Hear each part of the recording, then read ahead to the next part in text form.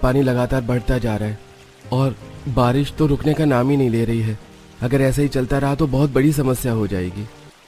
भैया, क्या कोई तरीका नहीं है इस नदी के पानी को बढ़ने से रोकने का? हम इसे किस तरह रोक सकते हैं?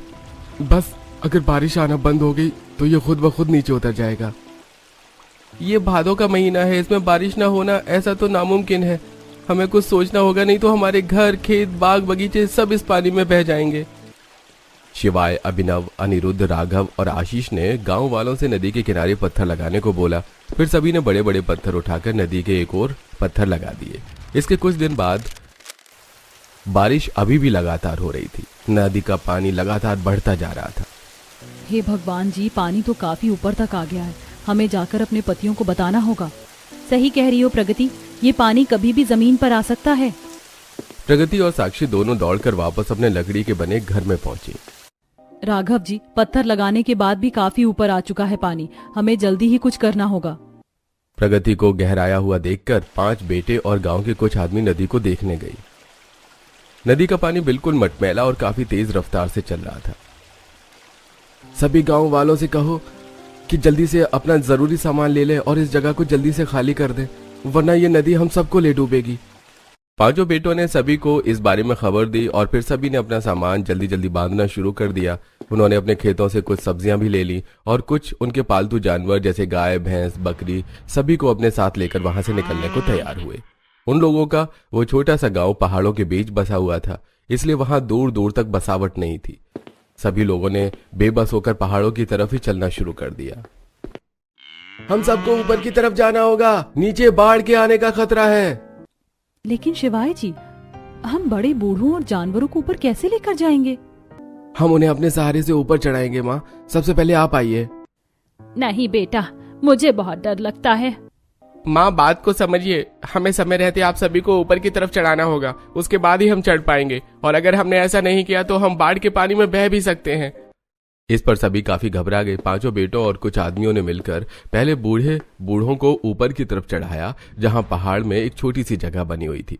और फिर जब बेटों के चढ़ने की बारी आई तब तक नदी का पानी बाहर आ गया। पानी में लगातार लहरें उठने लगी और वो बड़ी ही तीव्र गति से उनकी तरफ बढ़ रहा था। भैया जल्दी कीजिए। अभिनव बेटा, राघव, अपने भाई की मदद कर। 5 बेटे एक दूसरे का हाथ पकड़कर सहारा लेते हुए समय रहते उस छोटी चट्टान पर चढ़ गए। उनके ऊपर चढ़ने की पानी की एक तेज और बड़ी लहर उस चट्टान से टकराई, जिससे कुछ गाय और बकरियां उसमें बह गईं। हे भगवान, हमारी गैया। शिवाय, अभिनव, देखो हमारी गाय और बकरी पानी में बह गई, कुछ करो। 5 बेटों ने गाय और बकरी को बचाने के लिए छोटी छोटी चट्टानों पर कुड़कर उन तक पहुंचने की कोशिश की। अनिरुद्ध के हाथ में एक बकरी का पैर आ गया और उसने उसे पानी से खींच लिया, लेकिन बाकी सारी गाय बकरियां पहुंच से दूर जा चुकी थी। हे भगवान, ये क्या हो गया? हमसे तो एक ही झटके में सब कुछ छिन गया। हमारा घर, खेत, बाग, हमारे पालतू जानवर भी। अब हम कहाँ जाएंगे? आप रोइए मत माँ जी, सब ठीक हो जाएगा। सभी गांव वाले उस पहाड़ की ओट में उस छोटी चट्टान पर बेबस होकर बैठे हुए थे। तूफान इतना बढ़ गया था कि वहां भी बारिश की ठंडी बूंदें उनके शरीर पर पड़ रही थी, लेकिन उन्हें इस बात की परवाह बिल्कुल नहीं थी, क्योंकि आसमान से ज्यादा आज उनकी आंखें बरस रही थी। सभी सावधान हो जाइए। मुझे लगता है कि हमें यहाँ से भी निकलना होगा। पानी का स्तर बढ़ता जा रहा है। सभी गांव वालों ने बात मानकर पहाड़ों के बीच चलना शुरू किया। काफी देर तक चलते चलते वो काफी ऊपर आ गए, लेकिन अभी तक उन्होंने ठहरने की कोई भी ठीक जगह नहीं मिली थी। अरे, और कितना चलना होगा इस बूढ़ी औरत के शरीर में? अब और चलने की क्षमता नहीं है। माँ जी, आप मेरी पीठ पर आ जाइए, आपको चलने की कोई जरूरत नहीं है। अभिनव ने वंदना को अपनी पीठ पर लिया और फिर दोबारा चलना शुरू किया। चलते चलते वो लोग काफी ऊंचाई पर आ चुके थे, जहाँ एक साइड सिर्फ खाई थी। संभाल कर, सभी एक दूसरे को पीछे से पकड़कर चलो। सभी एक दूसरे को पीछे से पकड़कर चलने लगे। जमीन पर बारिश की वजह से काफी फिसलन थी। ऐसे में अभिनव ने बूढ़ी और वंदना को अपनी पीठ पर लिया था, जिसके कारण उसका पैर फिसल गया। लेकिन खुशकिस्मती से आसपास के लोगों ने तुरंत ध्यान देकर अभिनव और वंदना को खाई में गिरने से बचा लिया। अभिनव, काकी को नीचे उतारकर इनका हाथ पकड़कर चलो। यहाँ हमें हर एक कदम बहुत ही बड़ी सावधानी से रखना होगा, जरा सी गलती से हमारी जान जा सकती है। लोगों ने फिर और ज्यादा सावधानी से चलना शुरू किया। चलते चलते वो एक ऐसी जगह पर पहुंच गए जो उन्होंने पहले कभी नहीं देखी थी। ये क्या, इन पहाड़ों पर तो खाली जमीन भी पड़ी हुई है और यहाँ कितने सारे पेड़ हैं। ये एक और जमीन है जो ऊंचाई पर बनी है, जिसकी वजह से ये 2 भागों में बटी हुई है। और देखो वहाँ थोड़ी दूर पर एक नदी भी बह रही है। सभी गांव वालों ने देखा कि पहाड़ पर 2 जमीनें आमने सामने थीं। वहां उनके बीच में एक खाई थी। नदी से बहता पानी जगह जगह पत्थरों से टकराकर नीचे खाई में गिर रहा था। नीचे का पानी तो बाढ़ की वजह से काफी गंदा हो चुका है, लेकिन ये पानी काफी साफ है। हम इसे पीने के काम में ले सकते हैं। सभी ने उस नदी से पानी पिया और अपने हाथ, मुंह और पैरों को धोया। उसके बाद सभी वहां आराम करने बैठ गए। बहुओं ने वहीं पेड़ों से लकड़ी तोड़कर आग जलाई और उस पर सभी के लिए खाना बनाया। क्या हम इस जगह पर अपना बसेरा नहीं कर सकते? ये जगह तो काफी अच्छी है। नहीं माँ, हम यहाँ नहीं रह सकते। हम कुछ दिन यहाँ बिता सकते हैं और वो भी किस्मत की बात होगी। एक तो ये जंगल बहुत ऊंचाई पर है, लगभग 6 मंजिल की ऊंचाई पर। ऊपर से पहाड़ के ऐसे इलाके में अक्सर भूस्खलन होता रहता है। हाँ भैया ठीक कह रहे हैं। पहाड़ के इन हिस्सों में लोग रोड बनाते हैं, लेकिन यहाँ कोई रोड नहीं है, इसलिए ये जगह खाली पड़ी हुई है। दोनों भाइयों के समझाने पर गांव वालों को सारी बात समझ में आ गई। उन्होंने वहां खाना खाया, पानी पिया और कुछ देर आराम किया। लेकिन उनके मन में भूस्खलन होने का डर बना हुआ था। सूरज ढल रहा था, शाम होने वाली थी। अचानक इस जमीन में हलचल शुरू हो गई। भाभी, मुझे चक्कर आ रहे हैं। यहाँ पर जमीन सच में हिल रही है। अरे नहीं, जिसका डर था वही हो रहा है। जल्दी यहाँ से चलो। अचानक ही पहाड़ से छोटे पत्थर गिरने लगे। सभी गांव वाले अपनी जान बचाकर नीचे की ओर भागे। नीचे की जमीन तिरछी बनी हुई थी। उन्होंने धीरे धीरे उसे उतरना शुरू किया। उन्होंने देखा कि पहाड़ के अंदर छोटी छोटी गुफाएं बनी हुई थी। अपनी जान बचाते हुए सभी उन गुफाओं में चले गए। शुक्र है भगवान का कि यहाँ गुफाएं भी बनी हुई हैं, वरना हम सब मारे जाते। अच्छा हुआ कि हम सबने पहले ही ध्यान दे दिया, नहीं तो किसी की जान भी जा सकती थी।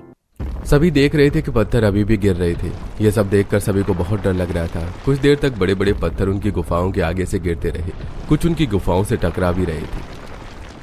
अब मुझे नहीं लगता हम इससे आगे जा सकते हैं। अब जब तक बाढ़ का पानी उतर नहीं जाता तब तक हमें यहीं रहना होगा। लेकिन हम यहाँ रहेंगे कैसे? हाँ, यहाँ से बाहर की जमीन तिरछी है। हम कोशिश करें तो रह सकते हैं।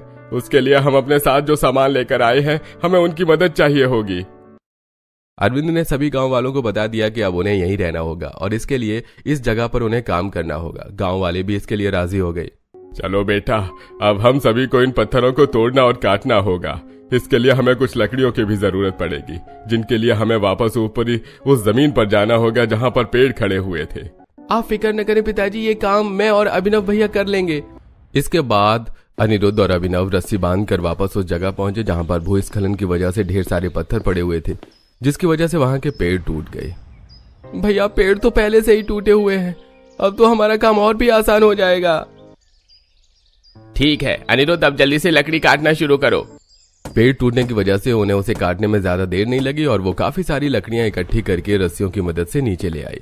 अब उन रस्सियों को बीत कर लोगों ने अपनी अपनी गुफाओं में काम करना शुरू किया। उन्होंने लकड़ी से गुफाओं के आगे गैलरी बनाकर रेलिंग लगाई ताकि वहां पर गिरने का खतरा न रहे। हमें किसी तरह एक से दूसरी गुफा तक जाने का रास्ता बनाना होगा।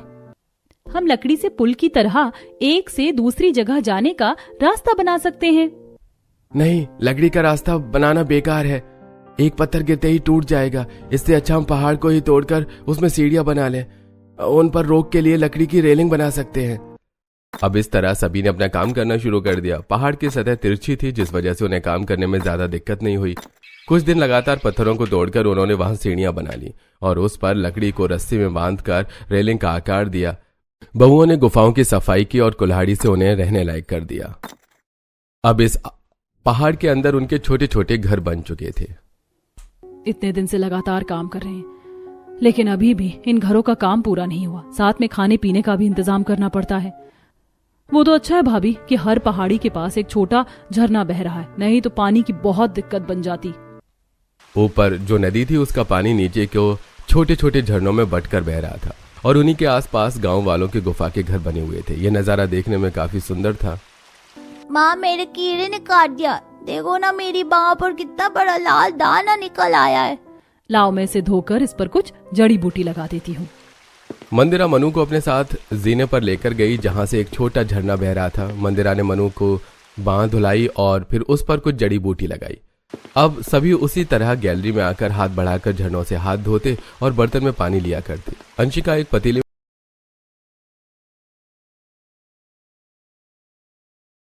पर कुछ जड़ी बूटी लगाई। अब सभी उसी तरह गैलरी में आकर हाथ बढ़ाकर झरनों से हाथ धोते और बर्तन में पानी लिया करते। अंशिका एक पतीले में पानी लेने आई तो उसने देखा कि पिंकी और राजू जीने से गुफाओं तक आना जाना करते हुए खेल रहे थे। पिंकी, राजू, बेटा तुम्हें डर नहीं लग रहा है? कितनी ऊंचाई है और तुम जीने पर खेल रहे हो। चलो जल्दी से गुफा के अंदर आ जाओ। इन बच्चों को डर का आता पता भी नहीं है। यहाँ दूसरी गुफा तक जाने में मेरी रूह कांप जाती है। पीनी और राजू ने अंशिका की बात नहीं सुनी, बल्कि वो और ज्यादा तेज तेज दौड़कर खेलने लगे, जिससे लकड़ी से बनी रेलिंग अपनी जगह से सरक गई। अरे नहीं, मुझे बच्चों को लेकर आना होगा। अंशिका तेजी से बच्चों के पास दौड़ी और उन्हें वापस लेकर आई। तुम दोनों पागल हो गए हो क्या? पता है वो जगह कितनी खतरनाक है? वहाँ से गिर गए तो तुम्हें कोई नहीं बचा पाएगा। अंशिका के डांटने पर बच्चे घबरा गए और चुपचाप गुफा के घर में बैठ गए। थोड़ी ही देर में आसमान में काली घटा छा गई। हे भगवान, लगता है आज फिर आसमान जम के बरसने वाला है। आशा ने इतना कहा ही था कि तभी तेज बारिश शुरू हो गई। झरने अब दुगनी रफ्तार से बहने लगे, लेकिन वो लोग गुफा के घर में सुरक्षित थे। शाम होने तक बारिश रुकी और सभी ने अपनी गुफाओं में लकड़ियों की मशालें जलाकर उजाला किया।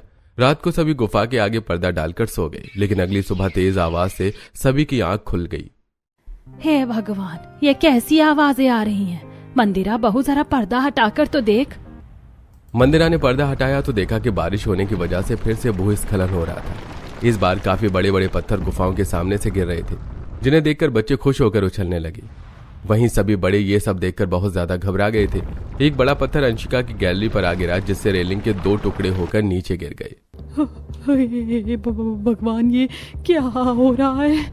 मुझे बहुत डर लग रहा है। फिक्र मत करो अंशिका, ये कुछ नहीं है। हम दोबारा सब कुछ ठीक कर देंगे। इसी तरह भूस्खलन के बाद कई दिन गुजर गए और अब उनके पास खाने का सामान नहीं बचा था। सुनिए, आज तो घर में पकाने के लिए कुछ भी नहीं है। अब हम क्या करेंगे? ये तुम्हें हमें पहले बताना चाहिए था। अब तक तो हम किसी न किसी चीज का इंतजाम कर ही लेते, लेकिन सारा सामान खत्म होने के बाद तुम अब बता रही हो। यहाँ इतनी मुश्किल से समय कट रहा है कि कुछ याद ही नहीं रह पाता। अब हमारे पास कोई रास्ता नहीं है सिवाय नीचे जाने के। मैं सभी को इस बारे में बता देता हूँ। नीचे जाने का नाम सुनकर मंदिरा काफी हैरान हो गई। उसने शिवाय को रोकने की कोशिश की, लेकिन वो जानती थी कि अगर वो नीचे नहीं गए तो वो हमेशा के लिए यहीं फंस जाएंगे। शिवाय ने अपने चारों भाई और कुछ गांव के आदमियों को इकट्ठा किया। लेकिन भैया, हम नीचे जाएंगे कैसे? क्या हमें इतना लंबा और खतरनाक रास्ता फिर से पार करना पड़ेगा? और अगर कर भी लिया तो क्या फायदा? नीचे तो पानी भरा पड़ा है। इस बार हम जहाँ से आए हैं वहां से नहीं, बल्कि यहीं से नीचे जाएंगे। भैया, यहाँ से नीचे कैसे जाया जा सकता है? ये तो खाई है। भले ये और खाइयों से नीची है, लेकिन है तो खाई ही ना। और नीचे एक नदी है जिसका पानी अभी बहुत तेज चल रहा है। सबसे पहले हम एक लकड़ी की छोटी छोटी नाव बनाएंगे। उसके बाद रस्सियों की मदद से उन्हें नदी में उतारेंगे और फिर रस्सियों की मदद से ही हम नीचे जाएंगे। ये सुनने में किसी को आसान लग रहा हो, लेकिन ये बहुत खतरनाक है। हमें बहुत ज्यादा सावधानी से काम करना होगा। इसके बाद बिना देर लगाए सभी ने वापस पेड़ वाली जगह पर लकड़ियां काटकर छोटी छोटी नाव बनाई और फिर उन्हें रस्सियों से बांधकर नीचे उतारा। इस काम को करने में उन्हें 3 दिन लग गए, जिस बीच उन्होंने सिर्फ फल खाकर ही काम चलाई। उन्होंने पूरी 10 नाव बनाकर तैयार की और वो अब उनमें बैठकर निकलने के लिए तैयार थे। ऊपर से उनकी माँ, पिता, पत्नी और बच्चे उन्हें देख रहे थे। किसी नाव में कोई दिक्कत तो नहीं है ना? अगर किसी को शक है तो अभी बता दे, वरना दिक्कत हो सकती है। सभी ने इससे इनकार कर दिया और फिर धीरे धीरे एक नाव में 2 लोग बैठकर शहर की तरफ चल पड़े। हे भगवान, मेरे बेटों की रक्षा करना, उन्हें सुरक्षित घर वापस ले आना, बस इससे ज्यादा हमें कुछ नहीं चाहिए। उन सबकी माँ और पत्नियां उनके लिए प्रार्थना कर रही थी।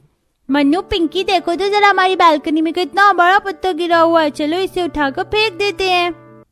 जब सभी आंखें बंद करके प्रार्थना कर रहे थे, तब तीनों बच्चों ने उस पत्थर को उठाकर नीचे फेंका, जिससे वो पत्थर सीधा एक मधुमक्खियों के छत्ते पर जा गिरा। पत्थर लगने से मक्खियां तुरंत बाहर आ गईं और सब तरफ उड़ने लगी।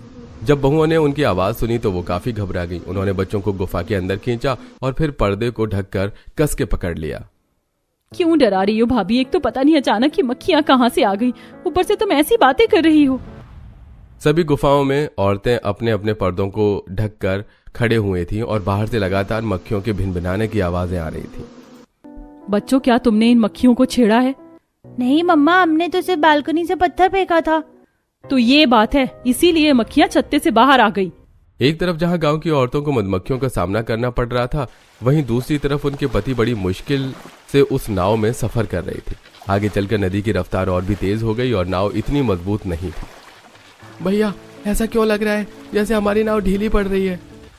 अरे नहीं नहीं, इसके तो बांध ढीले हो रहे हैं। आशीष, ये टूटने वाली है, हमें जल्दी से उस पार से उतरना होगा। दोनों भाइयों ने बाकियों से मदद लेने के लिए चिल्लाना शुरू कर दिया, लेकिन उम्मीद से पहले से नाव टूट गई और आशीष और राघव दोनों ही पानी में गिर गए। नदी का पानी बहुत तेज चल रहा था, इसलिए वो खुद को संभाल नहीं पा रहे थे। आशीष, राघव, आशीष, हमारे ये राघव, इस नाव की तरफ आने की कोशिश करो इधर। पानी इतना तेज चल रहा था कि दोनों को अपनी खबर भी नहीं थी। सभी गांव वालों ने यह देखकर अपनी नावें उनकी तरफ दौड़ाई। अभिनव ने आगे झुककर आशीष का हाथ पकड़ा, जो कि लगभग बेहोश हो चुका था। वहीं गांव वालों ने शिवाई के साथ राघव के चारों तरफ नावों से घेरा बनाया और फिर उसे ऊपर खींचा। अभिनव ने आशीष का सीना दबाते हुए उसके मुंह से पानी निकाला, तब जाकर आशीष को होश आया। वहीं राघव की भी हालत काफी खराब थी। घबरा मत मेरे भाई, हम बस पहुंचने ही वाले हैं। कहीं हमारे परिवार को भी ऐसी ही मुश्किलों का सामना न करना पड़ रहा हो। काफी लंबे सफर के बाद सभी को एक जमीन नजर आई जिस पर कुछ घर भी बने हुए थे। सभी उधर की तरफ ही चलो, शायद वो कोई गांव है। कुछ खाने पीने को न होने की वजह से जमीन तक पहुंचते पहुंचते सभी की हालत खराब हो गई। जब गांव वालों ने उन्हें इस तरह देखा तो उन्हें उनको अपने घर ले जाकर उन्हें खाना पानी दिया। वहीं मधुमक्खियां भी अब जा चुकी थीं। ये देखकर बहुओं की भी जान में जान आई। कितने घंटों से हम इसी तरह पर्दा पकड़े हुए खड़े हैं। मेरे तो हाथ भी सुन्न पड़ गए हैं। मेरे हाथ भी बहुत दर्द कर रहे हैं। यहीं और खड़े खड़े पैर भी सुन्न हो गए हैं। पांचों बहुओं ने झरनों से पानी पिया और मंदिरा ने आशा को भी पानी पीने को दिया। चाहे जो भी हो, लेकिन शुक्र है भगवान का कि हमें पानी तो आसानी से मिल रहा है। बिना खाए हम कुछ समय गुजार सकते हैं, लेकिन बिना पानी पिए तो जीना नामुमकिन है। बहुओं के पास जो बचे खुचे फल मौजूद थे, उन्होंने वही खाकर गुजारा किया। वहीं दूसरी तरफ उनके पतियों ने गांव वालों को सारी बात बताई। अरे भाई, मानना पड़ेगा, तुमने बड़ी हिम्मत से काम लिया है, नहीं तो ऐसे में लोग हार मानकर अपनी जान से भी हाथ धो बैठते हैं। हम तुम्हारी हिम्मत की दाद देते हैं भाई साहब, अगर आपको ठीक लगे तो आप यहाँ जब तक रह सकते हैं जब तक आपकी जमीन से पानी नहीं उतर जाता। इस तरह पहाड़ों में रहना कोई आसान बात नहीं है, और आपके छोटे छोटे बच्चे भी होंगे, उनका ख्याल आपको हर समय रखना पड़ता होगा। हाँ भाई साहब, हम अपने मुखिया से बात करके आपको कुछ समय यहाँ रहने की इजाजत दिला देंगे। पांचों बेटे और गांव वाले उनकी बात पर काफी खुश हुए। उन्होंने उनका हाथ जोड़कर शुक्रिया अदा किया, लेकिन अब उन्हें अपने परिवार को भी पहाड़ों से लेकर आना था। ये बात बताकर वो कुछ खाने का सामान लिए वापस नाव में बैठकर पहाड़ों की तरफ चल दिए। भैया, अब हमें रस्सियों से पहाड़ की चढ़ाई करनी होगी। इसकी ऊंचाई लगभग 8 मंजिला है, हमें बहुत सावधानी से चढ़ना होगा। धीरे धीरे गांव वालों ने चढ़ना शुरू किया और धीरे धीरे सभी सुरक्षित ऊपर चढ़ गए। ऊपर जाने के बाद सभी ने अपने परिवारों को सारी बात बताई, जिस पर उनके परिवार वाले बहुत खुश हुए। सभी ध्यान से सुनो, हम औरतों और बच्चों को रस्सियों से नीचे नहीं उतार सकते हैं, और हमारे पास इतनी नाव भी नहीं है और ना ही लकड़ियां हैं, इसलिए हमें रस्सियों की मदद लेकर उसी रास्ते से जाना होगा जिससे हम यहाँ पार आए थे। सभी गांव वालों ने वापस उसी कठिन रास्ते से नीचे उतरना शुरू कर दिया, लेकिन इस बार वो रस्सियों को पकड़कर नीचे उतर रहे थे, जिससे उन्हें नीचे आने में ज्यादा दिक्कत नहीं हुई। और फिर उन्होंने पहाड़ों के नीचे वाले हिस्से से चलना शुरू किया, लेकिन आगे चलकर सिर्फ पानी ही पानी था। यहाँ से हमें नाव की जरूरत पड़ेगी। पांचों बेटों और सभी गांव वालों ने इस बार बड़ी बड़ी नाव बनाने की शुरुआत की। उन्होंने बड़ी लकड़ियों को काटा और रस्सियों की मदद से उन्हें जोड़कर 4 बड़ी नाव तैयार की और फिर उसमें बैठकर गांव की ओर जाने लगे। चलते चलते ही आधे रास्ते में बारिश शुरू हो गई। ए भगवान जी, हमने कम परेशानियों का सामना किया जो अब ये बारिश भी शुरू हो गई। अभिनव जी, नाव को तेज चलाइए, वैसे भी आजकल इतनी बाढ़ें आ रही हैं। दिव्यांका ने इतना बोला ही था कि तभी पीछे से एक बड़ी लहर उठने लगी। गांव की जमीन काफी करीब थी। सभी आदमियों ने एड़ी चोटी का दम लगाते हुए नाव को तेजी से चलाया और आखिरकार लहर के पहुंचने से पहले सभी गांव तक पहुंच गए। सभी ने भगवान का शुक्रिया अदा किया।